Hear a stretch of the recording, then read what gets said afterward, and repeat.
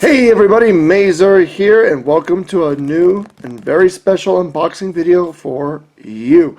As you may know, if you watch my channel, I enjoy reviewing products that I get from overseas, usually things from Wish.com, and two of my most popular videos from Wish.com was a laser engraver that both of them I got under $100.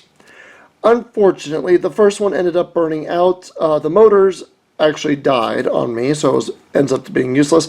And I accidentally broke the second one. I used it too long. I let it burn something for about, I don't know, 2 hours. And it actually broke the diode, which is a huge shame. It's still functional if I can replace the laser head, but that's another story. So I decided to upgrade. I got something a little more pricey. I keep seeing this advertised on YouTube and Facebook, so I decided to dive in and give it a shot. We'll turn it around so you can see the logo. It is a LaserPecker. Yes, I got a pecker in the mail. It is advertised as a portable laser etcher. Small but powerful, supposedly. And I decided to bite the bullet. The people who've used it gave it really good reviews, but we'll see for ourselves. Okay, let's see here. So I ordered this. They had a sale on their website. So I ordered it through the website, but you can get this through Amazon. And it's, here we go. Put our little knife away so we don't cut ourselves. And there it is. It is the LaserPecker in all of its pecking glory. I love the name. It's like such an unfortunate name. Let's stand up here. Take it out of the box. And here we go. Alright, so it is basically a little tripod with a laser etcher up here. You plug it into the top, apparently. Now, I selected, let's see, how do you open this? There we go. Jesus, opening this is a whole ordeal. How to engrave perfectly. We'll read the instructions later. This is a ruler they gave you to etch upon. This is a some paper. We reviewed lasers before. They usually give us a bunch of different materials to play with. So this is one of them. This is another one. Looks like we got all sorts of cool little things. Oh, they gave us some safety glasses. Always important.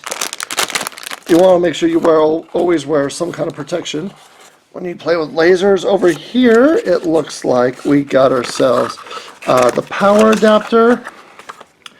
Looks like it uses a USB type, what is that, type C. Okay. And we got ourselves the tripod right here. Yep, that's a tripod.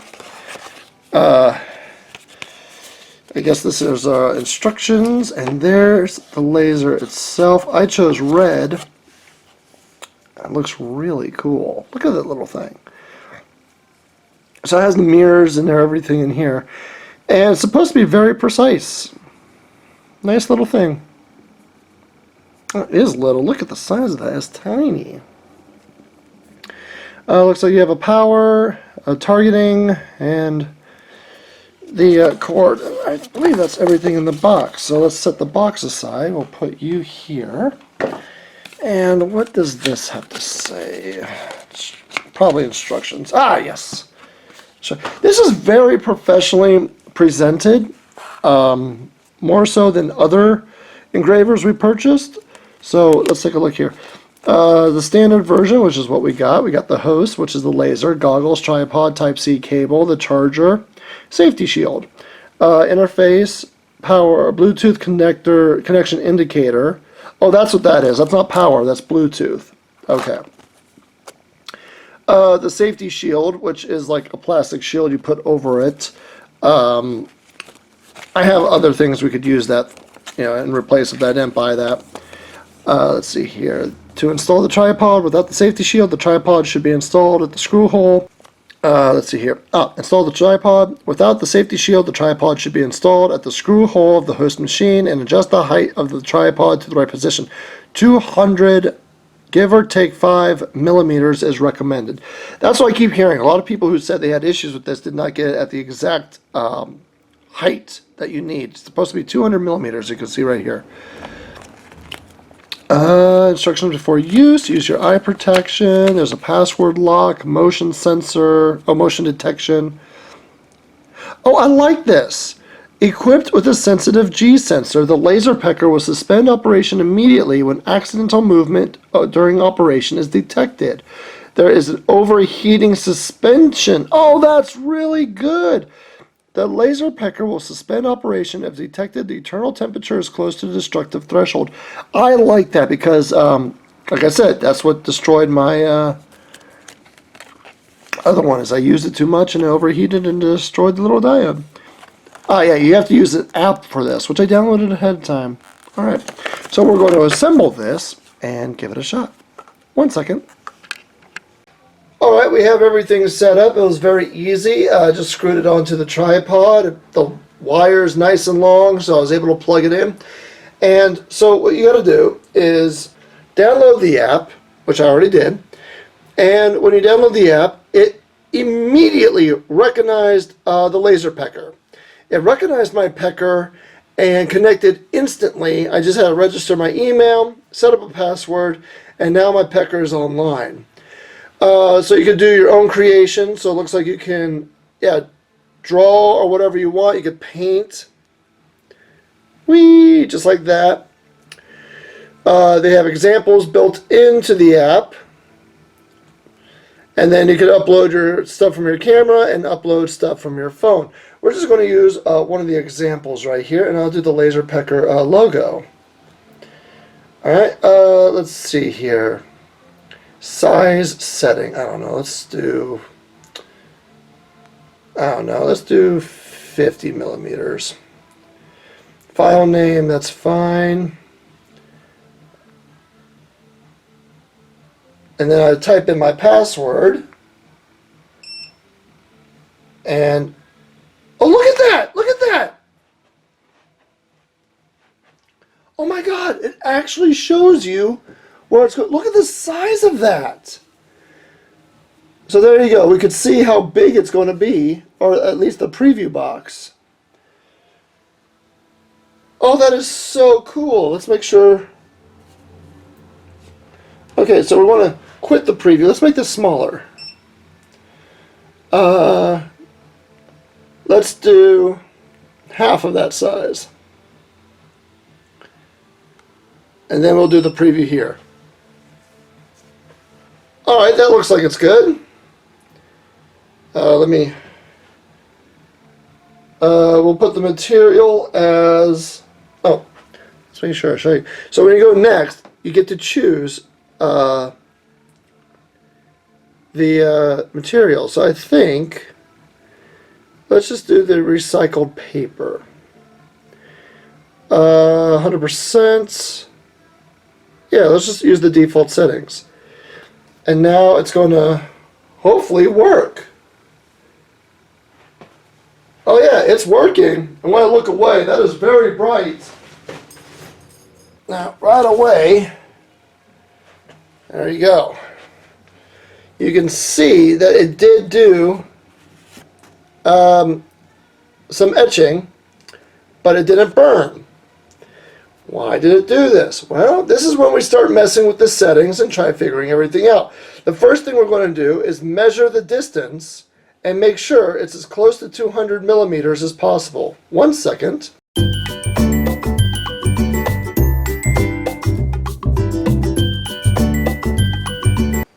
Alright, and now we're back after adjusting the height. And what a difference that makes. Look at that! It's beautiful. It works. So we're going to test this on other materials and we'll be right back. Hey everybody, we are back. we tested this out on 4 different materials, and I have to say I'm very, very impressed. Let's talk about the setup. It was very easy. I got a tape measure to make sure the distance between the laser and the product was at least the 200 millimeters that they recommended, and once I did that, it was perfect. I also tried etching something with this product standing up by itself, and interestingly enough, when I did that, it told me that I was not using the safety shield. It said, warning, do you want to use this in free mode? So I actually knew when I disconnected it from the tripod, I guess it was because it was facing forward and not down, and it told me to stay in a very well ventilated area, and it gave me all these little warnings and safety features. I thought that was really clever. Setup, as I said, very fast. I set on the tripod, got the distance, and that was it. So let's go to the items that we burned. First and foremost, this is one of the wood coins that I sell on my Etsy shop. This is at 100% with a 40 depth. Now, as you can see, it doesn't look that good. It's jaggedy, it's missing a lot of detail, but that's because I changed the setting. When I went to the default setting of 100% 70 depth, there we go. Perfect. Some of the lines right here aren't as full. You might be able to see that right there. Yeah, right here. But other than that, it's perfect. This is something I might put at a 50 depth and then run it over twice, just to make sure I get the perfect lines. But yeah, that turned out beautifully. Second of all, for anyone who's seen the advertisements, they always show somebody engraving a fruit. I don't know why that's such a big deal, but I had to try it for myself. So I took a banana, I used the font feature, and I made Mazer's banana. There you go. It has 4 different fonts: Arial, Serif, some default one, and I think Courier maybe? But yeah, just 4 basic fonts. Easy to type. They give you alignments and centering and all that good jazz. But yeah, I just threw it down on there, hit burn, and it did this. This took 2 passes. 2 passes. There we go. Next, I wanted to try something a little more challenging. So I got my old leather wallet, and I turned my halo self into an etching on my wallet.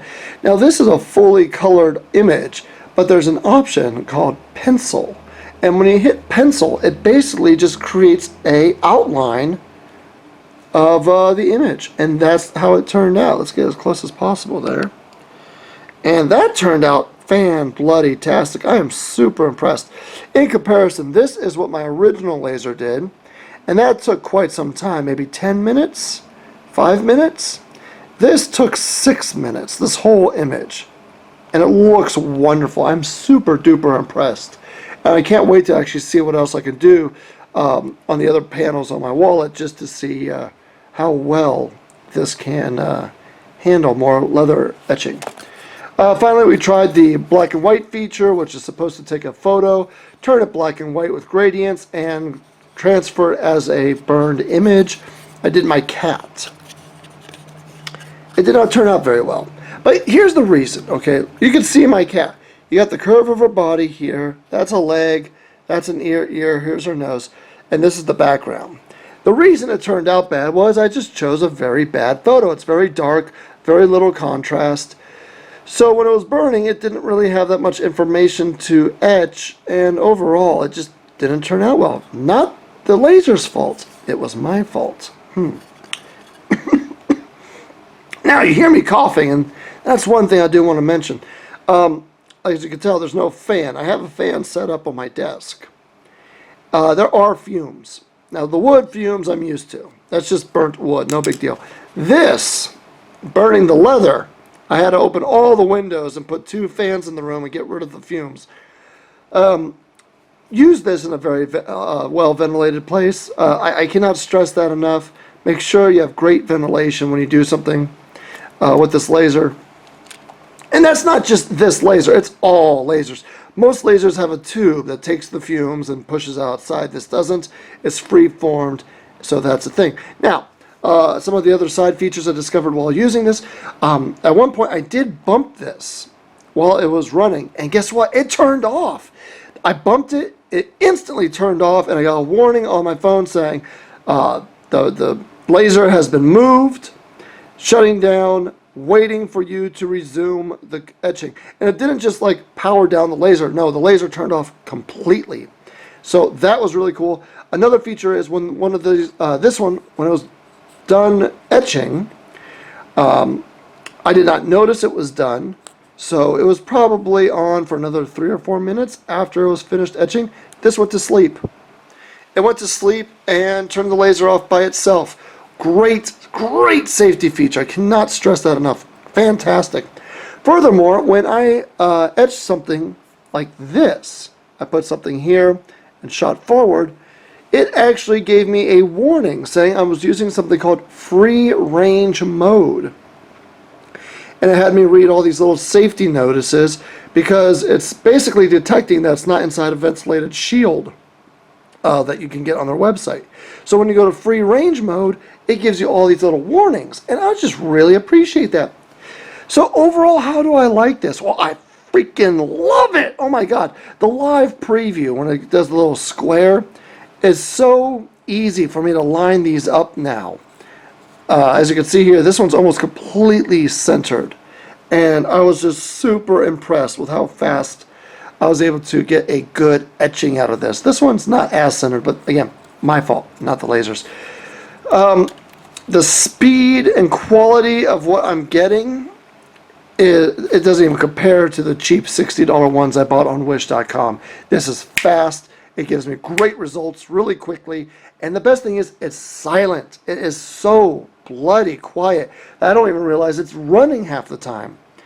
I love the built-in safety features, and to be honest, for the price and portability of this, I mean, I could take this wherever I go. I could go to a show, like a little convention, and actually like make little laser medallions on the convention floor without having to set up my other lasers and all the wires and plugs. I love it. I absolutely love it. I was very worried about this. I don't see many people reviewing this on YouTube, so I hope that this gives everybody a little bit more insight on the LaserPecker. I really enjoyed playing with the Pecker. It's a great little Pecker, and it seems to be doing the job just right. Now, I will continue to do update videos on this, just like with all my other lasers, to see how this progresses. I don't want this thing to be one of those, oh, it's good for the first week and then just dies. I already experienced that. I don't want that to happen here. But the quality of this is much higher, and the results are much, much better. Look at that. Beautiful. I mean, you gave me my own banana, for God's sakes. Anyways, I am Mazer. Thank you for watching me play with my Pecker. I'll put the link to the description. I'll put the link to the product in the description below.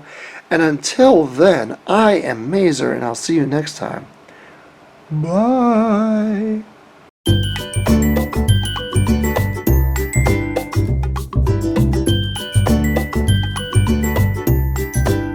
Hey everybody, we are back. I am done playing with my Pecker. Alright everybody, we are back. I have finished putting my Pecker through the ringer, and here's the detail of my Pecker. It's not the fault of my Pecker, this is the fault of me.